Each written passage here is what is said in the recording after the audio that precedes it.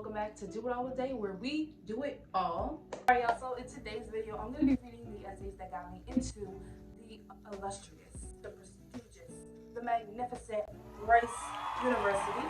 If you're watching this video, you're probably A, somebody who's currently writing essays to get into Rice University. B, somebody who just wants some inspiration on what the heck is even involved in the college admissions process. Or C, you just mess with me so much that you will watch a video like this. For all the above, thank you. Make sure you like, watch, and subscribe, and share with your friends who might also need this video. Make sure that you remember this key fact. Your essays do not matter as much as you think they do. Believe it or not, these people who look at your college applications, after all the hard work, blood, sweat, tears, among other things that you put into these applications, once they start looking at your credentials, such as things that you cannot control, your race, sometimes, well, actually, they just overturn it from your back.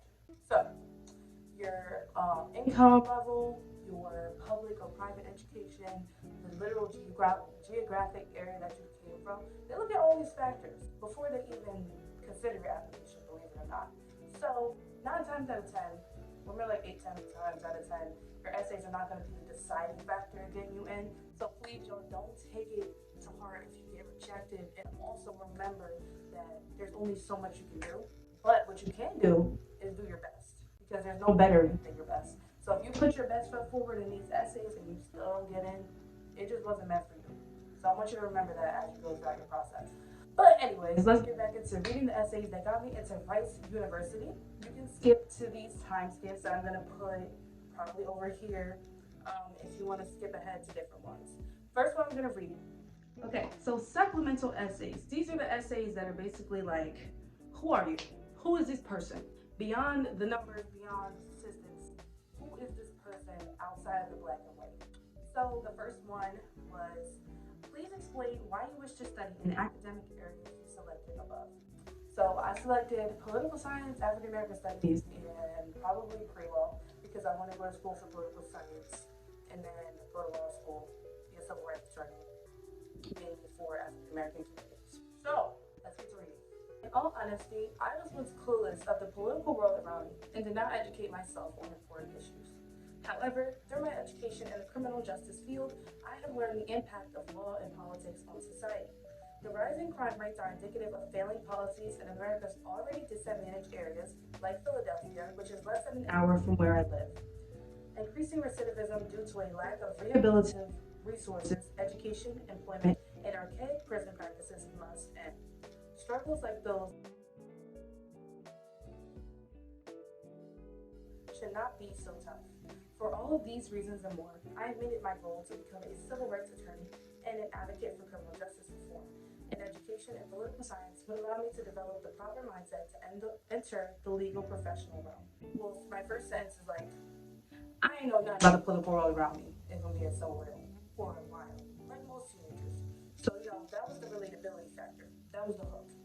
Why is this girl starting off a paragraph with something that she's clueless about? Then I go into, but through my education, I have learned, you know what I mean? So it's showing what I've learned and also my interest in this topic. So not only am I showing that I know what I'm talking about because I'm pointing out key issues, I'm showing that it matters to me because I connected it to a city that's not far from me, and I connected it to my own father. And then I hit them with for all these reasons and more. So that's me connecting it into a goal. So my goal now is to become a civil rights attorney and advocate for criminal justice reform. And the last sentence is why this education is going to help me do that. So that was my strategy with that one. All right, on to the next. So this question is, based upon your exploration of Rice University, what elements of the Rice experience appeal to you? The word count for this is also 150 words. For questions like these that are going to come from not just Rice University, but many, they're going to ask you, what about this college is making you want to come here? Like, why us above all the rest? Because they want to know that you're actually interested. They're not going to let mad people in that don't really want this school. You know what I'm saying? Because that's a waste of their time. So the best thing I would say is research. Research your college. You don't want to point out things that are super, super obvious and things that like anybody would know. Like, oh, I want to go to Rice because it's got the sixth nation. Babe, that's on the board right behind me. We got to do better than that. So the way I did it was kind of risky, and it was also inspired by another creator on YouTube who I'm going to link here or here, one or the other. And she listed hers. So I did the same, but the way I listed mine was ABC, and then under each one I had bullet points. So A, student life experience. Multicultural hub of varying backgrounds, ethnicities, etc. Rice's traditionally small class sizes provide a better chance to form meaningful connections with professors and peers. Close-knit community of dedicated, passionate, and unique people. Opportunity to exercise leadership skills and find friends through the Black Student Association. Can find like-minded Christian peers and grow my faith in one of Rice's joint campus ministries. B, real-world learning and application. Ability to utilize civic engagement and political science knowledge in Rice votes. Given ways to enact change locally and beyond through the Center for Civic Leadership. Opportunity to learn from an amazing faculty mentor and complete my first research project in the Century Scholars Program. C, postgraduate opportunities. Rice's location near many Fortune 500 companies. Rice Free Law Society and advising provides support in advancing my law career. Could envision myself living in Houston. So as you can see, I did mine based on what's important to me. And I just kept it real. Like, I care about how you're going to advance my career. I care about diversity. I care about student life experience because I'm going to be on campus. I care about all these things. So that's what I put. And then I went more in depth and pointed out specific programs that are at Rice, showing that not only am I knowledgeable about the college that I'm applying to, I know what I'm looking for. So that's how I went about that question. So this one is a 500-word limit. Rice is lauded for creating a collaborative atmosphere that enhances the quality of life for all members of our campus community. The residential college system and undergraduate life are heavily influenced by the unique life experiences and cultural traditions each student brings. What life perspectives would you contribute to the Rice community? I am the pockmarked sidewalk on Elizabeth Avenue. I am in the weary walks we took when we had no car, going to school in ice, rain, and sleet with my mom, my dad, or someone familiar. I am in the familiar smile of the deli man as I ask for my regular honey buns, pickles, subs, Arizonas, or a quarter ice for the walk home. I am the shrieks of laughter on the 4th of July as we played hopscotch by the basketball courts. I am the shrieks of horror as shots popped off and the little legs rushed to the nearest open apartment door. Your hood is my home, and it lives in me. I am the Black girl in your darling teacher honors class. The token used to highlight the best and brightest of the Black students, whether I wanted to be or not.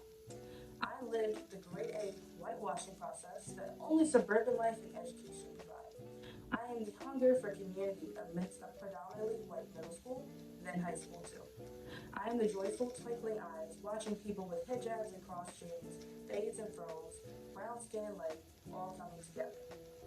I am set apart and called to live a life in service to God and humanity, and the teenage tiredness that comes from an overdose of Instagram and spiritual starvation.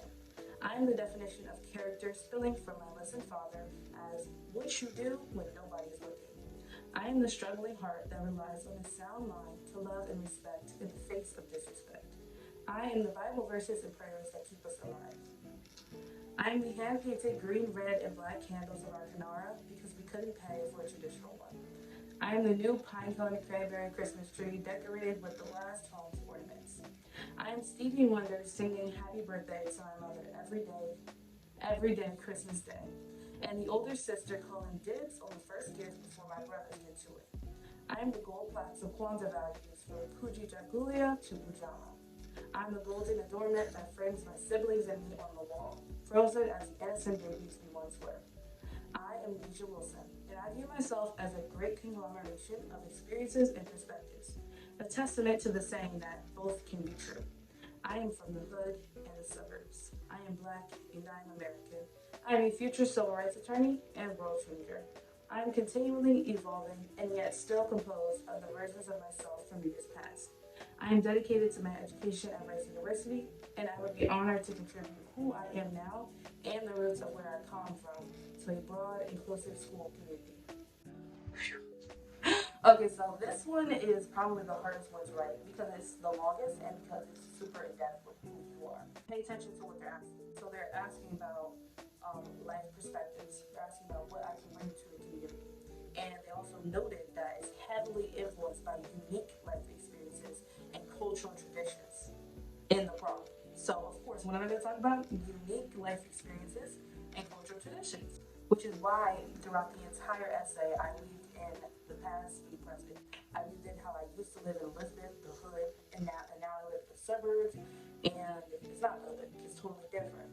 You know, I struggle as a teenager with regular things like, you know what I mean, scrolling too much on social media, but I also mentioned how I am really serious about my faith and I keep that dear to my heart. I talked about how I celebrate Kwanzaa, you know what I mean, the black holiday around Christmas time, but I also still celebrate Christmas like my family always has. I talked about having fun on the 4th of July and then the same night, shots popping off because that is a unique life experience to me because that's kind of how crazy the hood could be. I keep calling it the hood, but you know.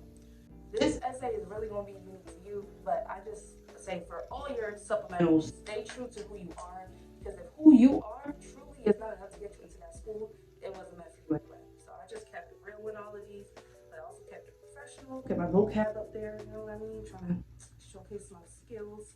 But yeah. And now we're gonna move on to my personal statement. Okay, personal statements are actually pretty hard to find. So we're gonna consult Google.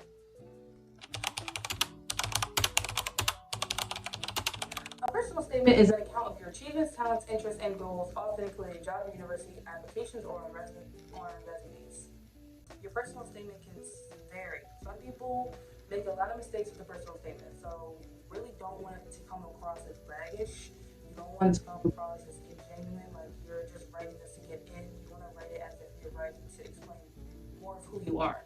This is the first essay I really look at to see like who's this person beyond paper and pencil. So you want to take it super serious. For me, I took the storytelling route and went with a story that I feel like reflected where I come from, and where I come from is super important as to like what I'm here pursuing now. So I'm just gonna read you my essay and hopefully it helps you because I don't know, it's kind of hard to give advice with something that's personal to you. But yeah. Also, advice I would say is to have somebody look over it. I did have a lot of help from someone who got into Northwestern, I believe, on a full ride. So you know what I mean. I had pretty good help. So I would say try to find somebody you know that can look over it for you. And that will definitely go a long way with editing and revising to make it the best it can possibly be. So without further ado, let me just read y'all the personal statement. It's called Running for the Window. It was an unforgivably hot summer day in New Jersey. They were as broke as they had ever been. The chocolate woman with nervous eyes sat. She bounced her knee. She bit her nails. She sat some more. Beside her sat a large, humble man, nearly bursting with anticipation. One eye on the line of plain-faced defendants, and another on the ominous clock.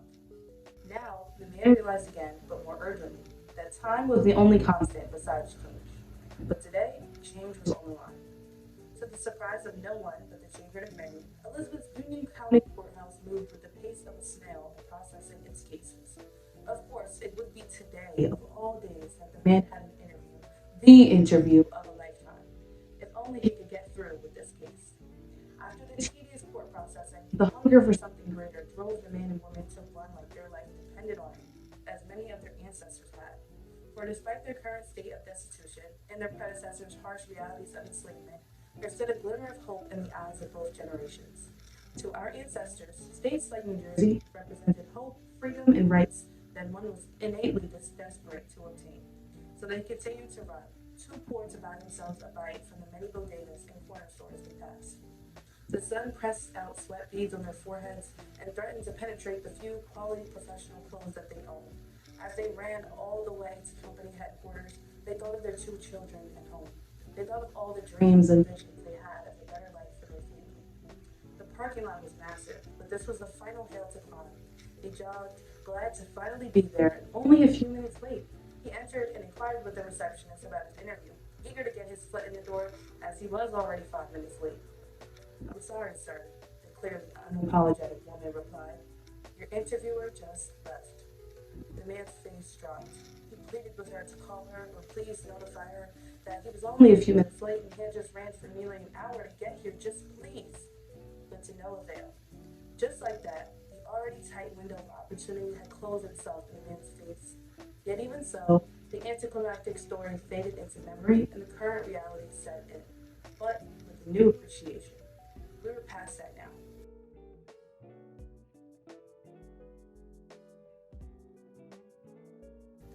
I am their daughter, Daijah. We were not at the company headquarters, but in our newer, bigger home.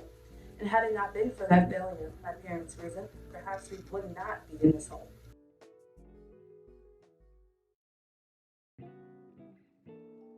But were the struggles of doing right to take care of his family.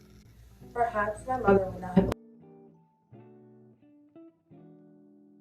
raising two children and working one, two, or three jobs at times. The time went on, and so did they. They changed their lives, and in turn, my life too. My parents taught me to fight for my dreams, push through any obstacles life throws my way, and honor the sacrifices of those who came before me. In honor of their hard work and dedication to providing me with quality education, and in honor of my Black ancestors who fought, protested, and petitioned so I could go to school and study in peace, I will do what is needed to seize the window of opportunity that awaits me. A little bit of a breakdown. So my strategy was to try not to talk too much about other people, because at the end of the day, you don't want your whole personal statement to be, oh my God, I'm so inspired by this person, that you forget to acknowledge who you are. So I told a story, I talked about my parents, and I talked about my ancestors and how all three inspired me to do what I want to do at the end. Throughout the story, I connected the story of my parents to the story of many of my ancestors. All of us are just fighting for an opportunity, a chance to get our foot in the door that sometimes closes in our faces. So, yeah, I mean, your story doesn't have to be mine. It doesn't have to be so dramatic. Your personal statement can be totally different. But at the end of the day, like I've been saying, just stay true to who you are. So yeah, yo, that is how I got into Rice University. If you like this video, make sure you go watch my video about how God got me into Rice University, because it could have just been an essay, you know what I mean? It had to also be the Lord. Thank you, Jesus. So, without further ado, I'm going to wrap this video up, and I appreciate all y'all for watching. Make sure you like, comment, subscribe, and share this with your friends who might also need the help. And remember, I am rooting for you, and I believe in you, but you gotta believe in yourself, because God also believes in you. So, like, you kind of gotta honor that. No, but you know what I mean. So, have a good day, have a good evening, morning, or night, and I'll see you in my next video.